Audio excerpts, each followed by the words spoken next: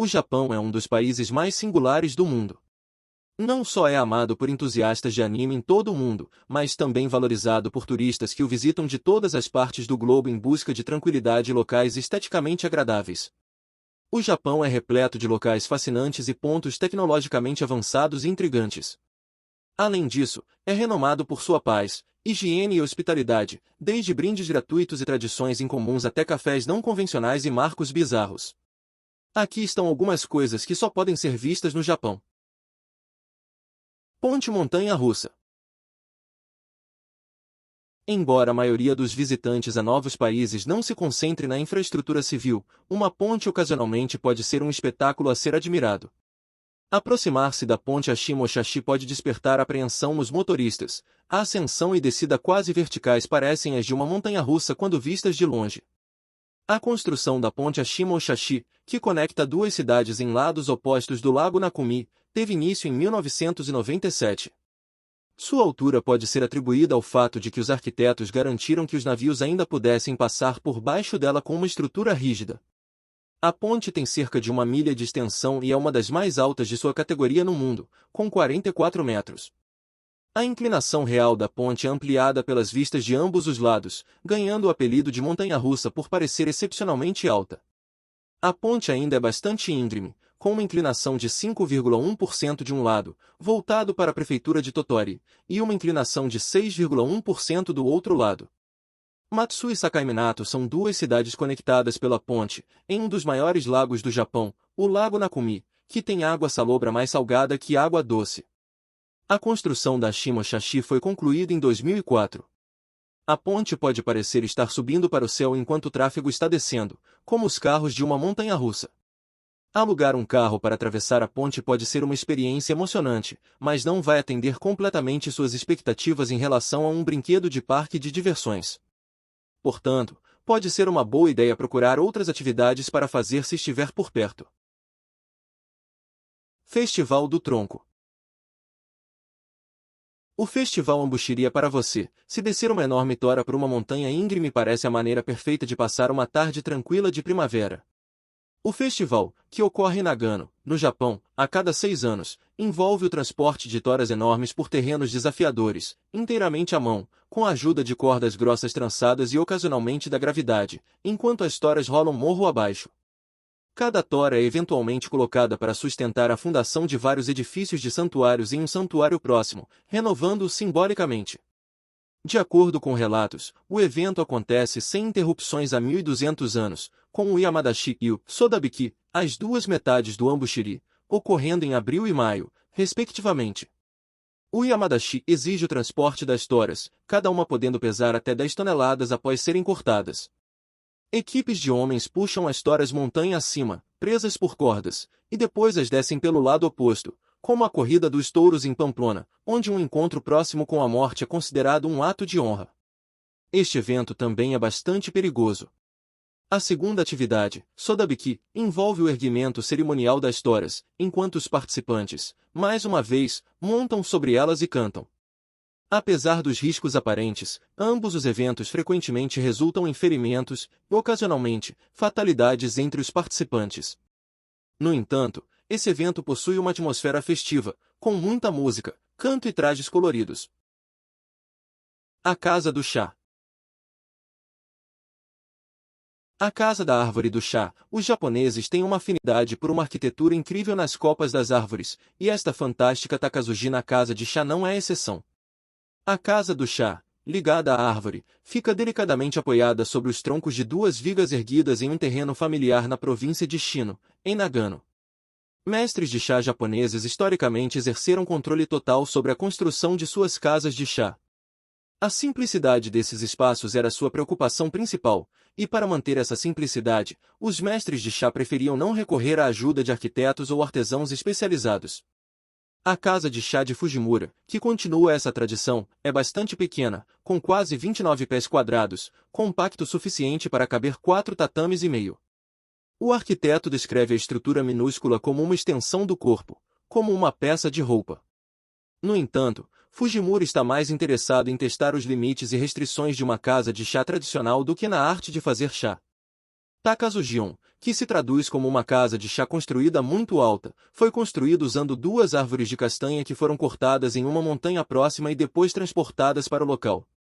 Os visitantes devem subir uma escada independente para acessar a pequena casa que repousa contra uma das árvores. Também é exigido que os visitantes tirem os sapatos e os deixem na plataforma no meio da escada.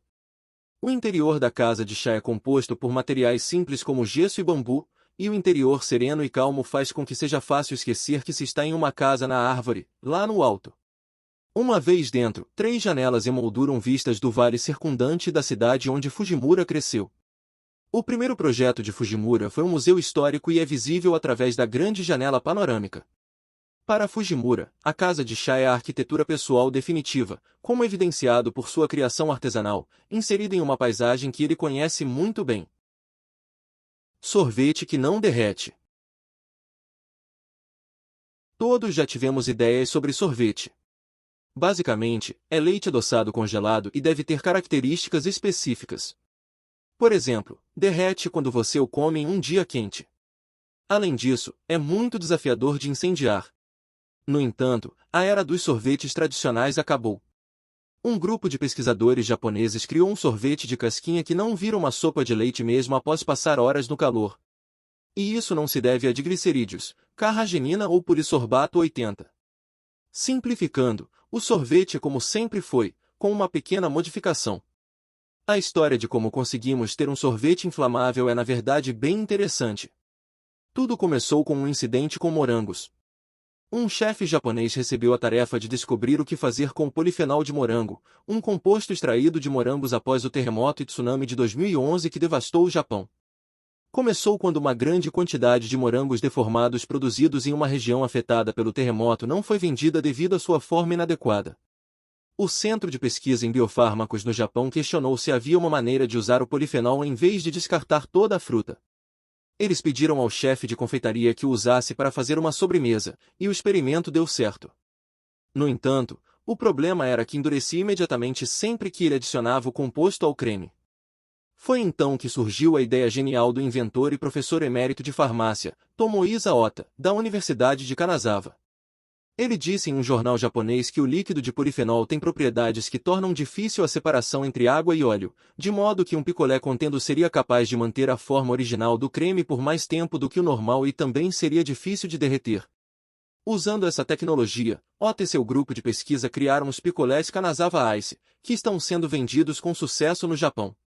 Eles mantêm sua forma apesar da exposição a condições às quais os picolés tradicionais não resistiriam, como o sol quente e secadores de cabelo. Agora temos sorvete de casquinha da Kanazawa Ice, que dizem poder pegar fogo sem derreter e manter sua forma a temperaturas de cerca de 40 graus Celsius. Se você quiser experimentar esse sorvete que pode pegar fogo, bem, se você não estiver lá, vai precisar viajar para o Japão, porque por enquanto o Japão não tem planos de exportá-lo. Jogos bizarros. Por volta de 1950, o primeiro programa de jogos japonês estreava e, pelos padrões atuais, era bastante contido. Era um simples jogo televisivo de mímica e tinha o nome de Digesture. Não havia truques mirabolantes ou escadas lubrificadas, apenas um jogo direto de mímica japonesa. Levaria mais 36 a 40 anos para que os programas de jogos bizarros começassem a ganhar destaque. Ao contrário de programas como Quem Quer Ser um Milionário, os programas de jogos japoneses são questionavelmente muito diferentes. Muitos desses programas são trechos curtos de shows de variedades destinados a serem extravagantes e um pouco bizarros. As punições que um perdedor deve aceitar após uma aposta ou competição perdida são conhecidas como Batsu Games e frequentemente são destaque nos programas de variedades. Eles ocorrem de forma esporádica, mas sem dúvida são os vídeos mais compartilhados nas redes sociais. Por exemplo, um clipe do programa Slippery Satais, na verdade intitulado Nuru Nuru Treasure Hunter, viralizou alguns anos atrás depois de ser postado no YouTube por um usuário não identificado. 5 anos depois, ele praticamente está presente em todas as listas dos top 10 e plataformas de mídia social. Na tentativa de alcançar o tesouro no topo, os competidores têm que subir escadas escorregadias e viscosas. Não há nada para assegurar, não há atrito e alto risco de lesão. Portanto, os participantes usam trajes de proteção, e algumas pessoas afirmaram que as escadas são feitas de gelo, mas isso é simplesmente falso. Após alguma pesquisa, descobrimos que, para o deleite dos telespectadores, as escadas podem ser revestidas com propilenoglicol, tornando a escalada praticamente impossível. Snow Canyon. Uma das 3 montanhas sagradas do Japão, o Monte Tateyama, está acostumado à queda de neve. O Monte Tateyama, nas alturas das montanhas do Japão, se eleva a 9.892 pés. Adicionalmente, pode estar entre as montanhas mais nevadas do Japão e um dos lugares mais nevados da Terra. As alturas das montanhas são parte dos Alpes japoneses e estima-se que recebam até 125 pés ou 1.500 polegadas de neve anualmente em algumas áreas. Tanta neve acumulada continuamente seria quase tão alta quanto a Estátua da Liberdade. Surpreendentemente, uma porção desse magnífico país da neve é atravessada por uma rodovia. A Rota 6 começa em Toyama, uma cidade costeira com 420 mil habitantes, e viaja em direção ao flanco oeste do Monte Tateyama antes de ir subterrânea na prefeitura de Nagano, local dos Jogos Olímpicos de Inverno de 1998. A rota eventualmente emerge do outro lado das montanhas Eda. No entanto, a estrada percorre cerca de um quarto de milha ao longo da base de uma ampla linha de crista, logo antes de entrar no túnel e logo após passar pelo isolado e brilhante Hotel Kokazai, como o Monte Tateyama. Esta seção particular da rodovia é conhecida como Yuki-Natani, ou Snow Canyon. A área está coberta por montes dessa substância sólida. A estrada que serpenteia ao longo da montanha é intransitável durante o inverno, mas uma maravilhosa muralha de neve sólida recebe os visitantes na Terra das Maravilhas de inverno a cada primavera. A parede pode ter até 66 pés de altura e segue a beira da estrada por cerca de um quarto de milha, criando um canyon de neve com o pavimento à sua base. Assemelha-se a algo saído de Game of Thrones, uma parede gelada e impenetrável, forjada com poder além da compreensão humana. No entanto, essa parede não foi construída com algum tipo de magia gelada. Todos os meses de março, frotas de escavadeiras começam a remover a neve da estrada. As enormes máquinas gradualmente limpam a neve do caminho, e equipes de trabalhadores com sopradores rotativos começam a remover os últimos pedaços de neve. Uma vez que removem cerca de 6 pés dela, expondo o pavimento que está enterrado, um caminho transitável é finalmente criado entre 2 enormes paredes de inverno. Dirigir pelo desfiladeiro de montanha desobstruído é uma daquelas experiências únicas na vida que faz você se sentir realmente pequeno. Você pode dirigir ou pegar um ônibus turístico que o levará pela estrada limpa, e as paredes tornam os ônibus pequenos, parecendo carros minúsculos. Você vai querer sair e se juntar à multidão ao pé da parede, tentando capturar uma foto que transmita com precisão a escala. Cultura Kawaii. Do videogame animado às tendências da moda, a influência cultural do Japão é amplamente reconhecida. A cultura kawaii japonesa é uma subcultura que ganhou popularidade ao se espalhar pelo mundo devido à globalização e a um mundo cada vez mais tecnológico. Se você está familiarizado com a Hello Kitty, já teve um gostinho dessa cultura do Japão. Mas afinal, do que se trata essa cultura? A cultura da fofura no Japão é conhecida como kawaii, e para os japoneses, vai além de uma simples palavra. O termo evoluiu para significar alguém ou algo sem traços negativos, assumindo as personas de ser fofo, adorável e amável. A celebração de tudo que é bonito e a aceitação de personagens fictícios como a personificação do bem são descritas como parte dessa cultura. Kawaii é um termo que descreve coisas que são jovens, fofas e infantis, baseando-se em características físicas cativantes de crianças e animais.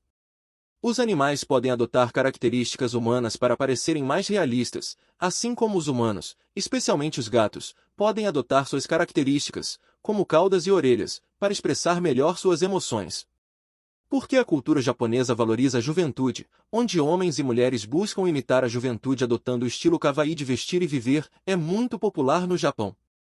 Também pode significar uma fuga das rígidas expectativas sociais e longos dias de trabalho que muitas pessoas no Japão enfrentam. Cada pessoa japonesa hoje vive um estilo de vida que incorpora a cultura kawaii do Japão. Na era Taisho, que abrangeu de 1912 a 1926, a palavra kawaii-shi, que denota constrangimento, timidez, vulnerabilidade, adorabilidade e pequenez, evoluiu para kawaii. Embora a palavra moderna ainda tenha esse significado, expandiu-se para incluir sentimentos de amor, cuidado e proteção. Estrelas pop masculinas e femininas usam roupas e maquiagem intensa nos olhos, perucas coloridas e cílios postiços, tudo para tentar alterar o tamanho e a cor de seus olhos. As estrelas pop japonesas não apenas escrevem em script ou em qualquer outra coisa que inclua desenhos pequenos em suas assinaturas, mas também se comportam de maneira fofa, no estilo kawaii. A moda japonesa, que enfatiza a fofura e a inocência, é uma manifestação da cultura fofa do país. A estética kawaii, caracterizada por roupas frívolas, coloridas e vivas, e maneirismos excessivamente fofos e adoráveis, é algo muito popular na cultura popular japonesa. O ato de se vestir e representar personagens de anime e mangá para combinar com a moda também é incrivelmente popular. Portas automáticas. Apesar de sistemas de ônibus, trem e metrô do Japão serem muito bem desenvolvidos, pegar um táxi ainda é uma opção se você precisar chegar rapidamente a algum lugar.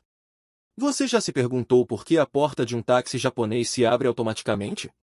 Ao contrário de outros países onde os clientes geralmente são responsáveis por abrir as portas. No Japão, não é assim que funciona. A função de porta automática permite que os passageiros entrem no táxi mais rapidamente, sem precisar usar as mãos, o que é mais um exemplo de hospitalidade. Tanto os motoristas de táxi quanto os passageiros acham isso mais fácil e conveniente, especialmente se tiverem muita bagagem de mão. Além disso, cuidadores podem facilmente ajudar pessoas com deficiências físicas graças ao sistema de portas automáticas. Para proteger o motorista de assaltos à mão armada e outros crimes nos táxis japoneses, é incomum ver um passageiro no banco da frente. A maioria deles costuma se sentar atrás, e somente o banco de trás possui a função de porta automática, o que inadvertidamente incentiva o passageiro a se sentar lá. Embora o crime seja escasso e o Japão seja um país muito seguro, é aconselhável tomar medidas extras de segurança para proteger a vida dos motoristas de táxi. Antes dos anos 1950, os táxis japoneses não eram tão grandes e os motoristas podiam abrir a porta do próprio assento.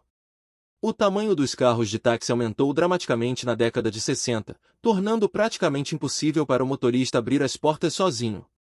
Desde que Osaka Tambo Taxi inventou a tecnologia que possibilitou a abertura e fechamento automáticos das portas, a maioria dos táxis japoneses foi equipada com esse sistema.